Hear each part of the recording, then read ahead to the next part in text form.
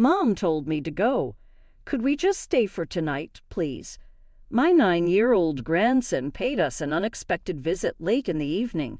He was in his bare feet, blood seeping from his toes, when I hurried to answer the door. In addition, he was hugging his sister, who is 4 years old, closely as tears were running down her cheeks. Did you two really walk here all by yourselves? They gave me a nod, and I quickly opened the door for them. But my spouse was enraged when he awoke. I was stunned to see the grandkids cry from the horrifying look on his face. They should have been allowed to stay for just one night, I believed.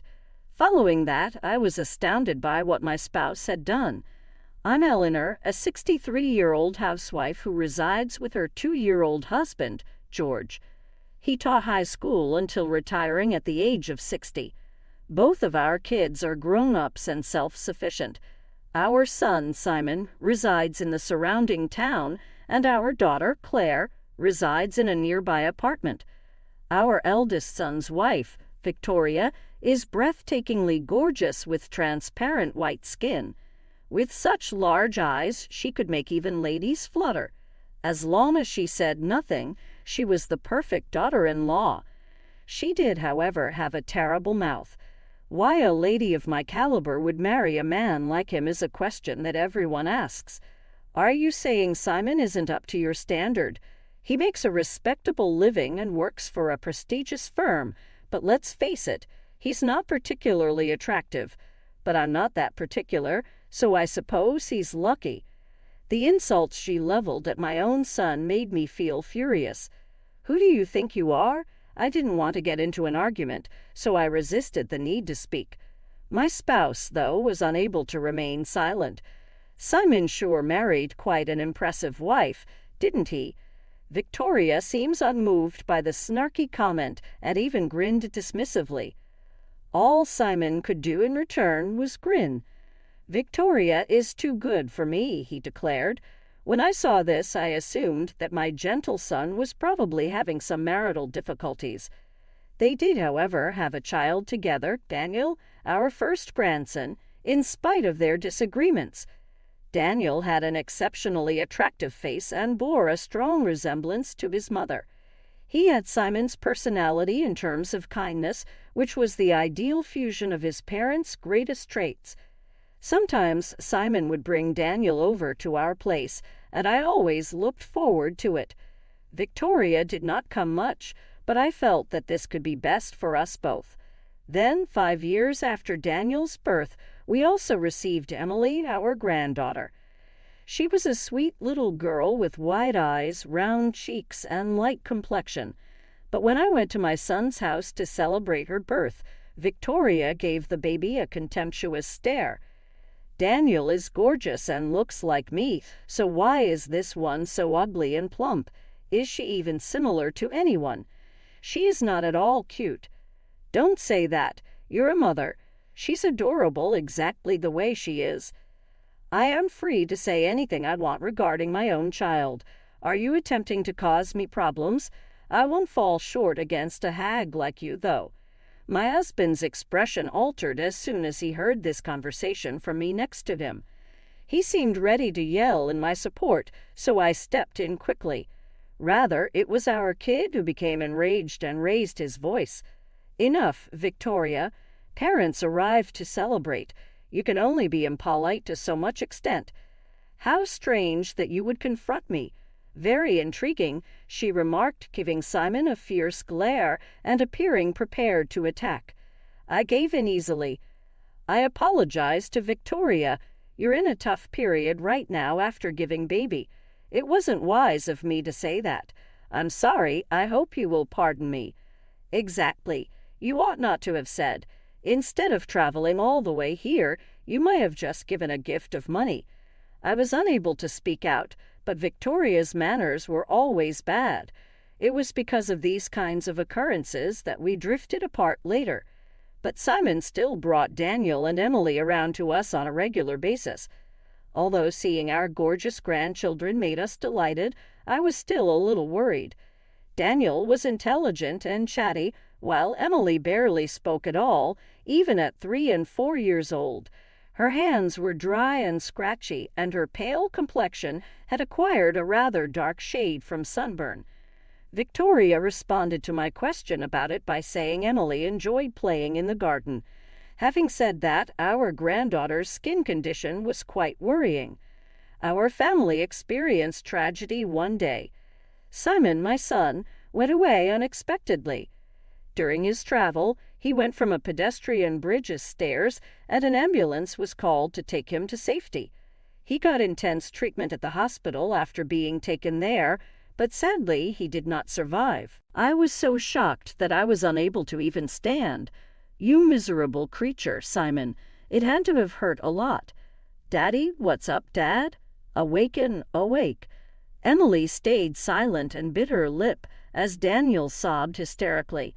Victoria kept playing around with her phone without even blinking. Even though, in retrospect, I see that this was an odd situation, I was too distraught to notice anything else at the time. The paramedics located our son's old, worn-out bag beneath the pedestrian bridge and gave it to my husband. It was a bag that I had purchased for him upon his employment. He had been diligently working and saving for the family. Everything became much more unbearable to contemplate. Our daughter's husband was mostly responsible for planning the wake and funeral, which went off without a hitch. I was at home in a stupor during that time. The intercom rang in the middle of the night, the day following the funeral. I glanced at the camera, wondering what was going on, and saw Daniel's lips being bit. I quickly unlocked the door and welcomed him inside. Daniel forced back tears and said, "Mom told us to leave," in an unusual voice. "Could we just stay for tonight, please?" My grandson had blood seeping from his toes, and he was wearing bare feet. "Did you two walk here all by yourselves?" The grandkids gave a nod, but the travel from the nearby town took 10 minutes. Daniel, who is 9 years old, could be able to walk, but Emily was only 4 years old. They must have been scared because it was the middle of the night. My husband had also woken up when I allowed them into the living room, so I talked to him about Daniel's wish to spend the night. "Please, Grandpa, let's head out tomorrow," Daniel urged. "It's not at all," my spouse answered. The youngsters started crying, and I was taken aback by my husband's scowl and scared demeanor. "Can't we at least let them stay for one night?" My husband sobbed hysterically as he tightly clutched the grandkids, despite my pleas. He repressed his tears even during our son's death. Despite our 30 years of marriage, I had never seen my husband cry so much until now. "Don't say just for today. Stay here forever, poor you," were those words that let me understand his sentiments, and I started weeping uncontrollably. When I later asked the grandkids about what had transpired, they told me something startling. Despite being expected to be a stay-at-home mom, Victoria frequently left the kids alone at home throughout the day. She would often chastise Emily and shove her harshly for different reasons, even while she was at home. Victoria would yell fiercely, "Shut up," whenever Emily sobbed. "Keep silent, you bother me." Emily eventually mastered the art of weeping soundlessly. Because he felt terrible for Emily, Daniel apparently received criticism too when he attempted to stand up for his younger sister. Emily was not permitted to attend kindergarten, therefore she was not able to escape his mother's conduct as he could by going to school. Emily looked to have gone outdoors every day to weed the garden while her mother was living there. She did this in an attempt to get Victoria to give her less criticism and maybe even some praise. This explains why her hands were rough and her skin intensely browned. Maybe Emily is afraid of getting reprimanded, which is why she can't say anything. Victoria reportedly informed them that evening that there will be guests and gave them the order to walk outdoors.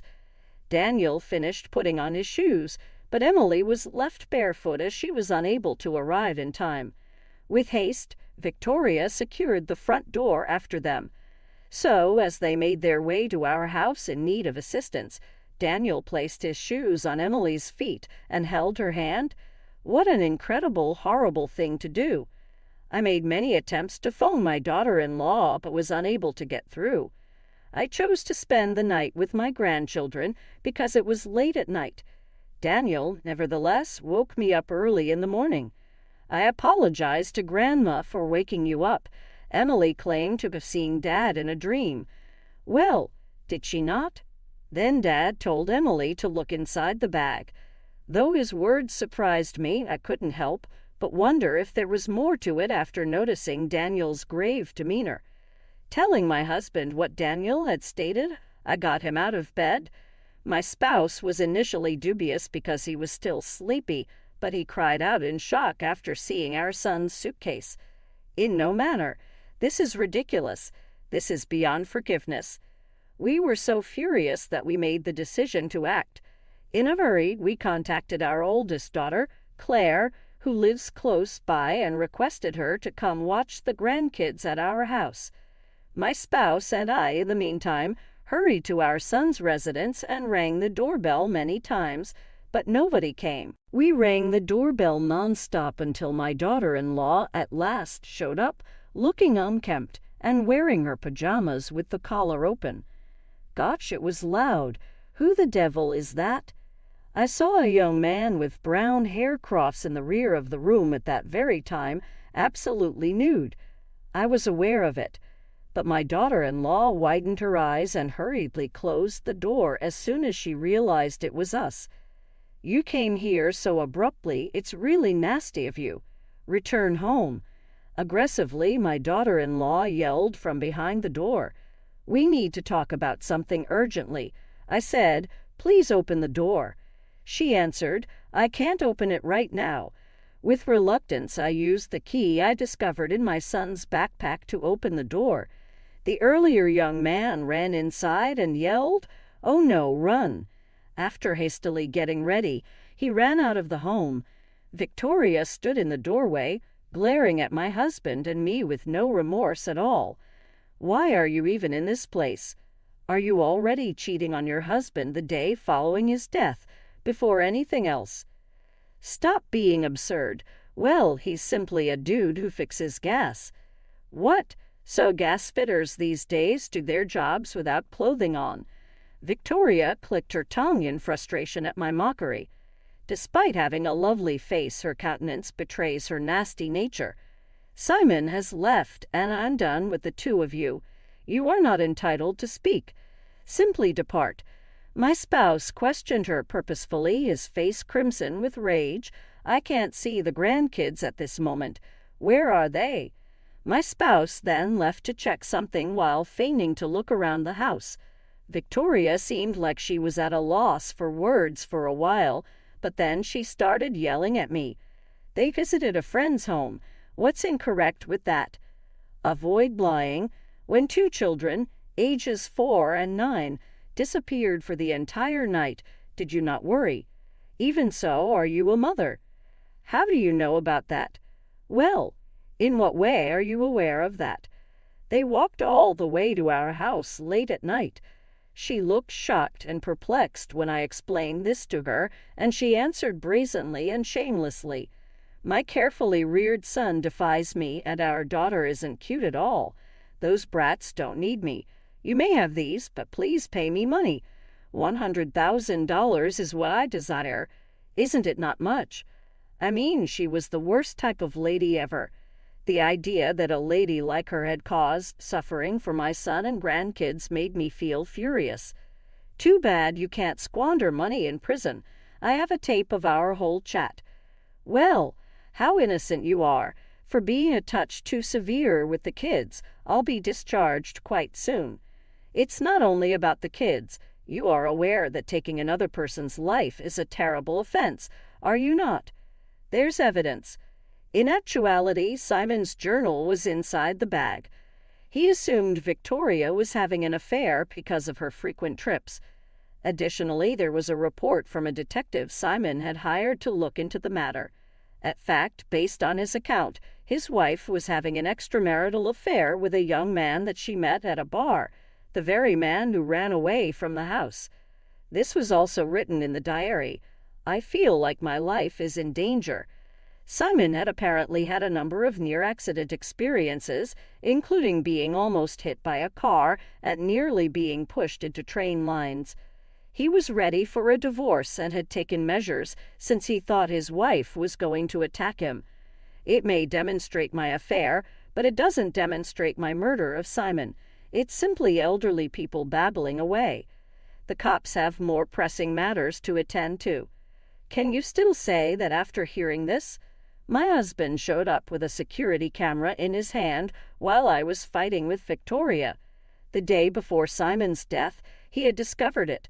As he wrote in his diary, he had placed a security camera in the living room. When the recording was played back, his wife and the young man were speaking. I violently shoved your spouse down the steps. This time, everything went smoothly. I'm grateful. We will now receive a substantial life insurance benefit. Victoria's lips trembled wildly and she went pale. I just said that as a joke. To what extent are you willing to lie? I'll request a reinvestigation from the police and bring all the proof with me. During interrogation, your partner in the affair may reveal everything about you. Oh, and Claire said something along these lines. The pedestrian bridge where Simon fell is a busy one, and many modern autos are equipped with cameras. I'm sorry, said Victoria. That dude intimidated me.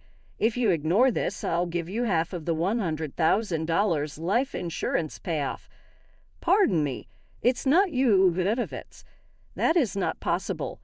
We made each other beneficiaries when we got married. I informed her that Daniel had been named as the beneficiary instead of her in Simon's journal. No matter how old they were at the time, Simon's trust mechanism permitted his kids to get the rewards when they became a specific age. That's ridiculous. It was a plan to get a large sum of money. She was very wretched and fell on the ground, sobbing and yelling like a small kid. We silently and icily observed her. Both were then taken into custody. It is a terrible crime to take someone's life, and the perpetrator is unlikely to go free for very long. Not even if they were to get out of prison would anyone want to interact with them. My grandchildren currently reside with me. Indeed, my daughter and her spouse cohabit with us, providing for our needs and tenderly raising the two kids as though they were their own. Emily, who was previously silent, has gradually started to open up and start talking more. I'm resolved to endure to the very end in order to